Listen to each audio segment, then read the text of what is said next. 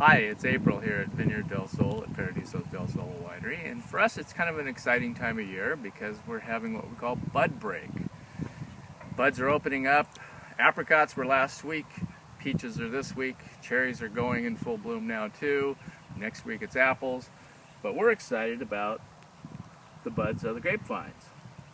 These are young vines. This is what we call the Walter Clore Memorial Vineyard. Walter Clore was the Washington State University researcher who figured out how to grow high-quality wine and asparagus in the state of Washington.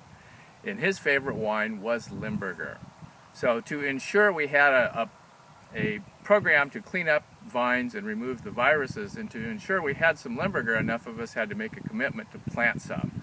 So we are in my 2 rows, 210 vines of Limburger planted in memory of my friend Walter Clore.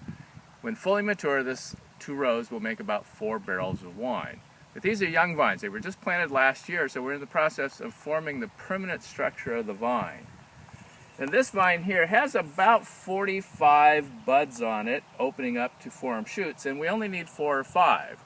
So we're going to select out the ones we want and remove the rest to focus the energy of the plant into developing enough structure to form the permanent part of the plant. As a small winery, I use a hoe a lot. I've hoed a lot of grapes over the years. I excavate around the bottom of the plant to remove some of these shoots coming out the bottom that we don't need on this vine because we're up to the wire here.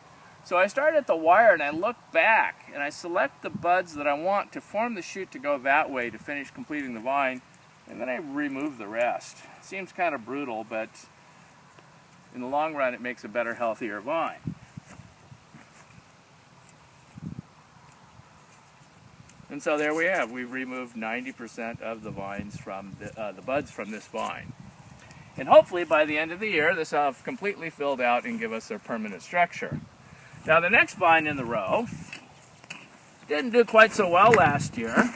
So there's really nothing visible at this point because we, at the end of last year, pruned it back. So what we're going to do is excavate around here. And again, find a couple of buds, because we want to bring 2 shoots up from this to form the permanent structure of this vine. Put a stake there to support it, and what we call a grow tube around it. And this gives it sort of a miniature greenhouse effect. On a day like today when it's 60 degrees, it'll be 70 or even 80 degrees inside there. It allows the vine to photosynthesize more rapidly and grow more quickly.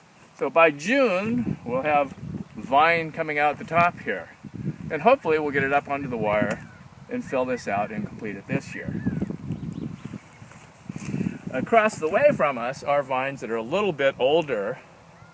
And we're going to jump under the wire there and take a look at those and see where these will be in 2 years.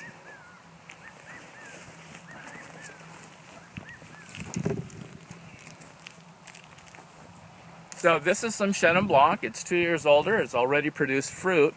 And now that we have the permanent structure of the vine, this year this vine is going to be able to produce nearly a full crop. Our long-term goal in our vines is each vine to produce about 15 pounds of fruit. This one's not completely formed on the other side, so we'll probably be looking at about 10 pounds of fruit, enough to make 1 gallon or 5 bottles of wine from this vine. And eventually that's what we're going to get over here. Each row capable of producing about 2 barrels. So 105 vines to make 2 barrels of wine.